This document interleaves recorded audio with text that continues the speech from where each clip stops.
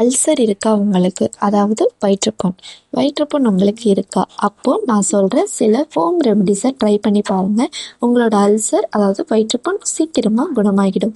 முதல்ல காலையில எழுந்தது ஒரு ஸ்பூன் வெண்ணெய் ப்ளஸ் ஒரு டம்ளர் சுடு தண்ணி. இது குடிச்சு வர உங்களோட வயிற்றுப்புண் சீக்கிரமா குணமாகிடும்.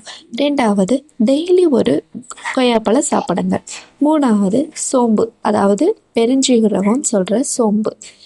என்ன சாப்பிட்டாலும் சரி, சாப்பிட்டதுக்கு அப்புறம் நீங்க இந்த பெருஞ்சீரகம் ஒரு சிட்டிகை எடுத்து வாயில போட்டு நல்லா மென்னு முழுங்கணும்.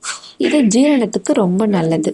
நாலாவது, டெய்லி ஒரு வகை கீரை, எந்த வகை கீரையா இருந்தாலும் பரவாயில்ல, ஒரு வகை கீரை எடுத்து நீங்க சாப்பிடணும். அஞ்சு, நீர்மோர்னு சொல்ற மோர் அதாவது பட்டர் மில்க், அதை டெய்லி குடிக்கணும்.